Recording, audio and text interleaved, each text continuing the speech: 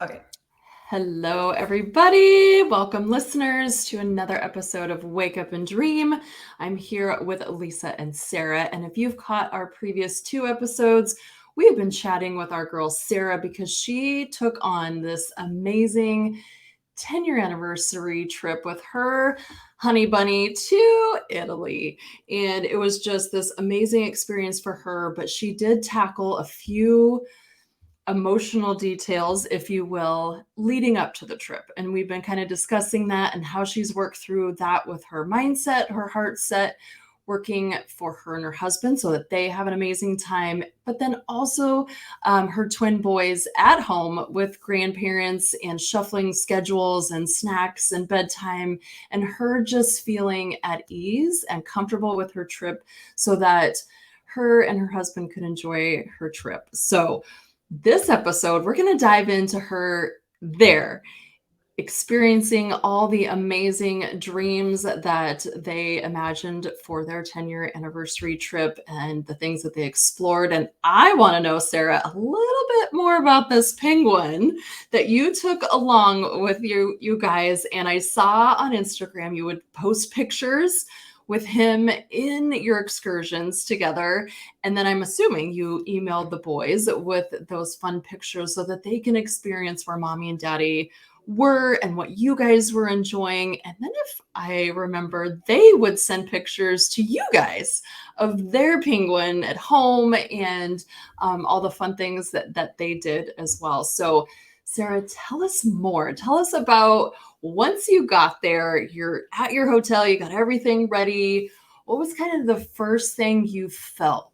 Did you feel at ease? Were you excited?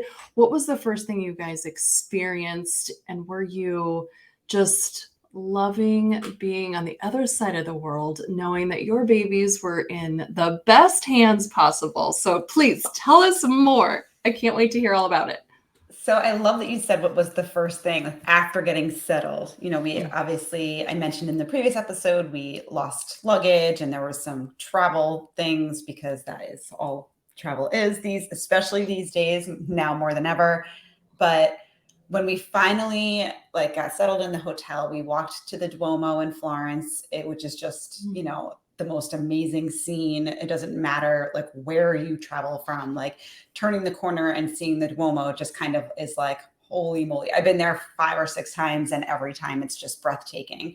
So I've never actually seen it, and that just gave me goosebumps just having that. You just said turn the corner and there it is, and it's like, oh my gosh, I want to go. Yeah, it's you need to go. I mean, it's just incredible.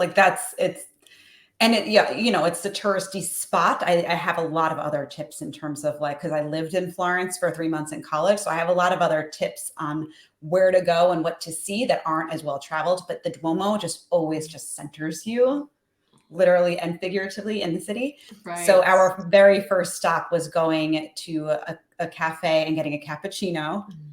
I needed coffee very badly. And I took a picture of Pico right in that city center with the Duomo behind him. And I sent that over to my boys. Just so our listeners know, Pico is the penguin. Yes. So. Pico the Penquin. I know. And tell me, Pico is French for penguin? Italian. Well, no. Italian. Sorry. What I had. So piccolo means small. So piccolo or small or tiny, in Italian. And then pinguino is penguin. So piccolo pinguino is little tiny penguin. And we also have an American little tiny penguin that my son so lovingly named Little Tiny Penguin that he carries around. So we wanted to kind of have that parallel for him. Here's another little tiny penguin, but his name is actually Piccolo Pinguino. So we shortened it to Pico, and that's who joined us on our trip. And it was just so amazing to have, it was therapeutic. And I did this for the kids because I wanted them to know how important they are and how much we are doing this trip for us, but it's also for them. But it was really therapeutic for me and my husband. He was like, where's Pico? We got to take a picture of Pico. And he would have him in his pocket. And it was just so cool. So the very first thing we did was we got coffee, we took a picture with Pico. in our first spot. And we sent it to them, and it was really cool because like the kids they were checking their emails. I also was sending picture messages to, we had full cell service and all. So we were sending messages to our, parents just so they can see, right, certain things right away. But they were super excited to see where Pico was going next. And when we would call them, they would ask for Pico. So I would be FaceTiming and they'd be like, but where's Pico, mommy? And I'd have to quickly get him out of my bag so I could show him like, oh no, Pico's still hanging here, And it was just a really cool thing for all of us, really. And you were worried about them missing you and Jared. And really, they're like, wait, where's Pico? Move aside, yes. Mom. Exactly. And it's funny, but I really think the feeling like it was, when I got there and the first picture with Pico, like obviously I took a picture of him on the plane because it was Pico's first plane trip. So I was taking kind of, I was sending notes to the kids from Pico. So in Pico's voice saying, oh, I got to see the clouds and there were movies and this and that. But when I took that first picture, it was just a very like calm, and I'm going to use the word exciting again, because it was kind of like, now what can I show my kids? And I also used it a lot as a learning experience. Like I was sending notes. I know a little bit of Italian because I studied there and I took Italian in high school for 4 years. So I can get by, but it's not very fluent at all. But I was sending little phrases to them from Pico as well, like ciao ragazzi and like all of these things. So they started like responding in their emails with ciao or arrivederci and like different things of the words that they were learning from Pico, they were using in their emails as well. So it was just a perfect thing for us to have, not only for the kids, but for us as well. Wow. So I want to like dive just a little deeper because you're touching the surface, but I want to know more about, like, you didn't realize how therapeutic it was going to be for you. Like when did that like aha happen? And like go into a little more detail for you specifically. Like what were the emotions that really Pico helped provide that? And even Jared, like what was his interaction along the way? Yeah, that's like, I feel like that's like a hard question for me to even like vocalize how this was therapeutic, even as simple things as sharing on social. You guys both know me. I try to share things on social media, but I'm not always successful. It was super easy for me to not only remember to take pictures. I mean, I have about 1,000 photos just from our trip. And that's reading them out already. Like I deleted a bunch of the nonsense already, and I still have 1,000 photos, and posting them on social. Like I was more consistent on social those 10 days than I think I had been in the last 2 years. And it was just it was just exciting. It was like, it connected me to home. People from home were messaging me about some of the things that I was doing and what they were seeing. I was hiding Pico in certain places in the pictures for my kids, and people on Instagram were like, oh, I found Pico. Like, so it was like a really cool, just a whole thing. Like, but that wasn't the intent for Pico, but it just kind of started shaping up to be that. And it just happened like naturally. Like there wasn't even like this is going to be something that I'm doing for me. It really just was, I think Pico needs to be like a permanent part of your social media presence, to be honest. Maybe. I thought you were going to say, Lisa, it's funny because when we got home, Anthony was like, Pico is mine now. I want him. And my husband was like, nope, Pico is the official traveling penguin. So we will be taking him on all future trips, and you cannot have him. So now Pico is like on a pedestal, like literally like in my husband's office, and nobody's allowed to touch Pico until we go away again. But yeah, I mean, who knows? Maybe I'll sprinkle him in here and there, and on social media, and see if my followers can find him. It's not a bad idea.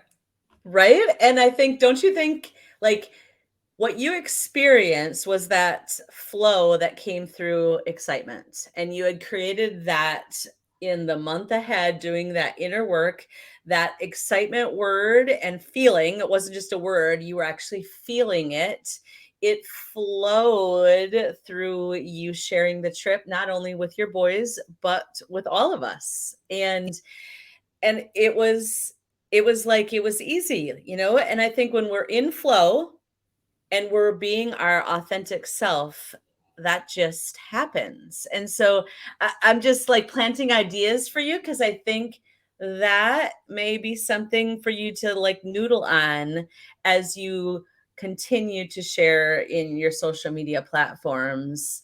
How, like take that feeling and go, okay, so what could I share that would feel exciting and authentic, and maybe Pico could sit in the corner. Who knows? Yeah. Yeah. I have been thinking a lot about that. I journaled a little bit too, just about like, I don't know, all of the different directions I could take. This definitely was, it just felt good. It felt good to be traveling again. I mean, I don't know if it's just because of the COVID, the last 3 years, nobody's really done much of anything, but it was our first time to Europe in 6 years or no, 8 years or something like that. So it was just like really good to be out again. And it just was really exciting to share that. And I feel like I used to share so like easily when I was traveling. And then it's almost like feels more forced when I'm not. But I just feel like the traveling thing always comes back. It always comes back. And it's like part of who we are as a couple, as a family. And I hope that this actually just kind of snowballs into more of these types of things. And, Pico will definitely be coming on future trips, whether it be Pico or his American brother, little tiny penguin, or both. They'll be coming on future trips with us.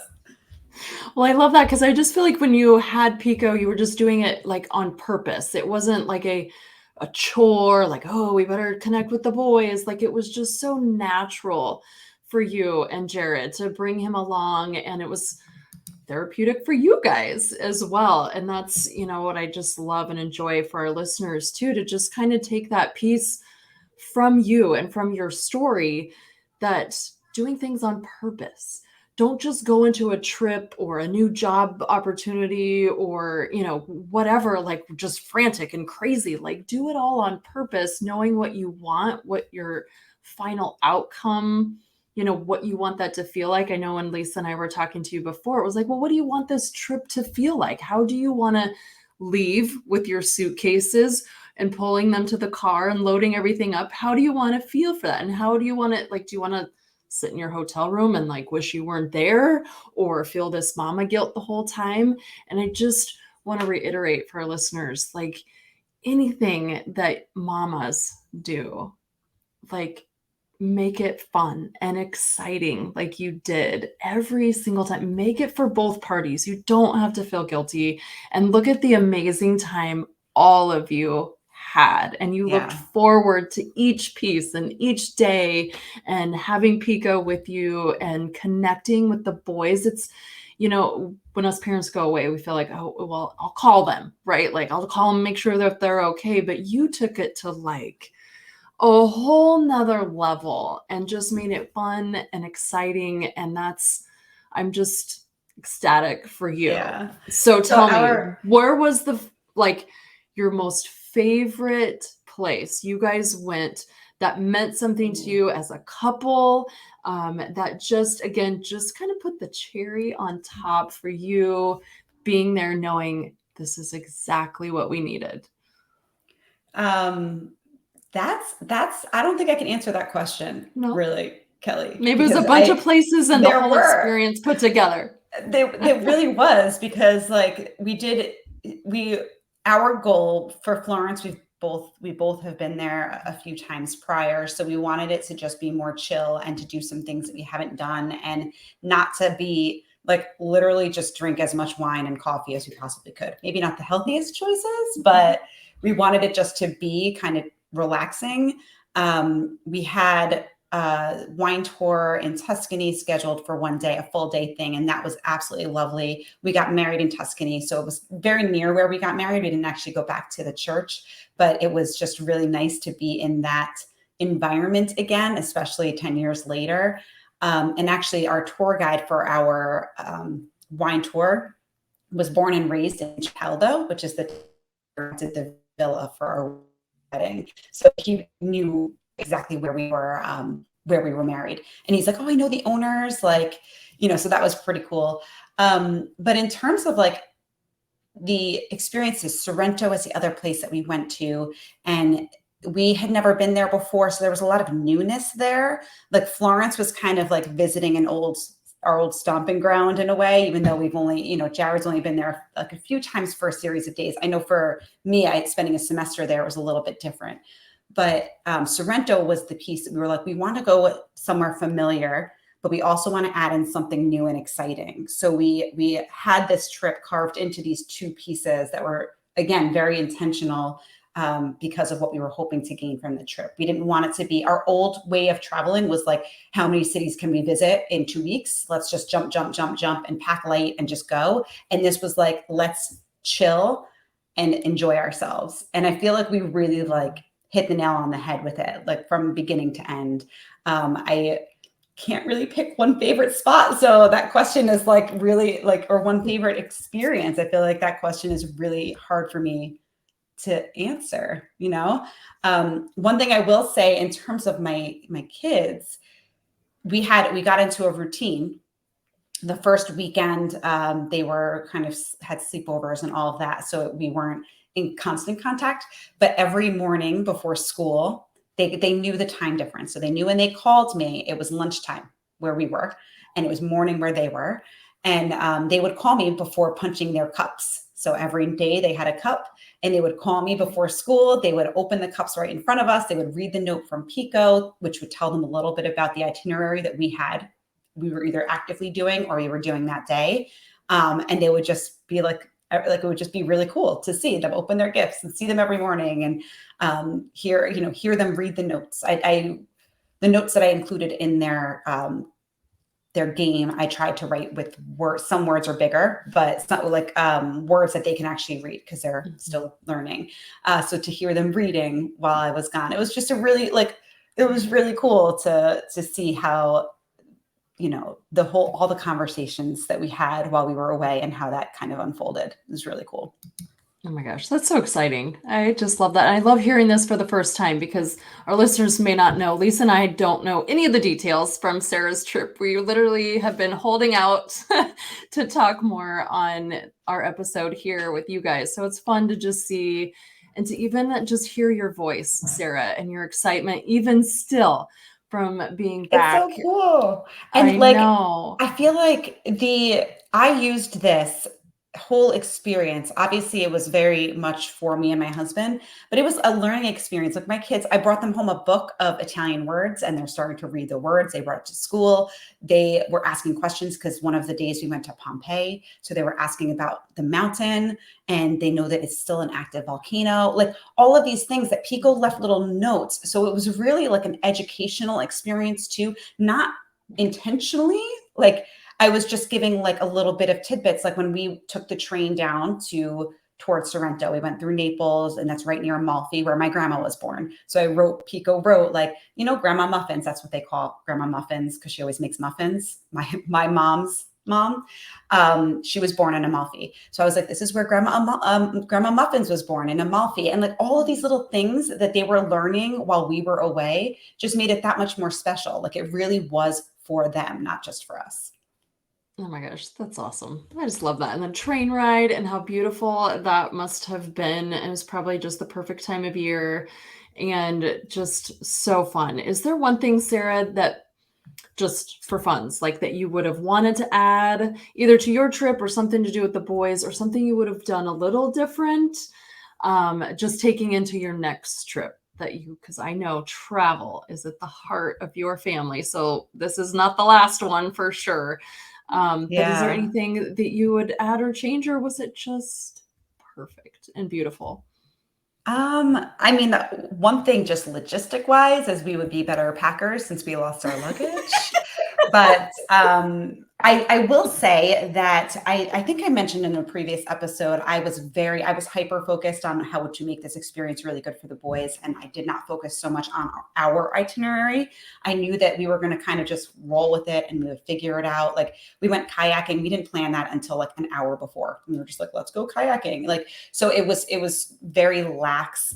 What we did do the week before we left was I emailed the 2 hotels we were staying with. And this, if you're staying at an Airbnb, you can even ask the host because they might have recommendations. But I really was just like, we want to do this and this while we're there.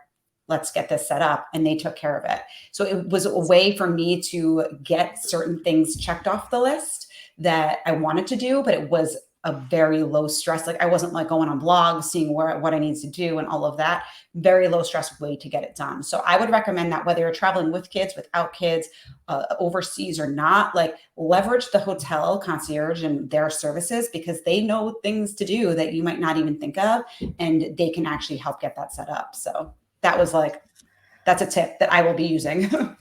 For sure. Oh my gosh.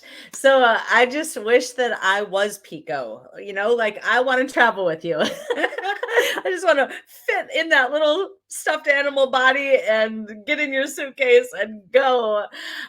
This has been so amazing. And I think if there's an overall takeaway, like it is visualize what you want your future to look like, whether that be a trip, whether that be a job, whether that be a relationship, whether that be how you're going to show up for your kids, your family.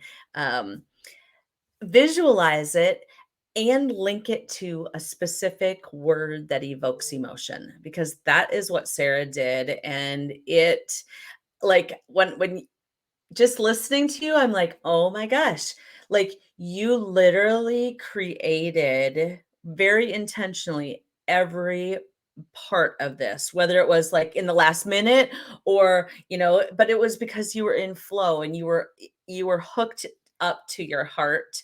And the boys are going to take this. I mean, it's going to be a generational thing that they look back at and recreate with their families when that time comes. So way to go, Sara. I'm so thrilled to hear more, and definitely take advantage of Sara's tips and reach out to her if you're planning a trip to Italy, because she has lots of great ideas for places to go.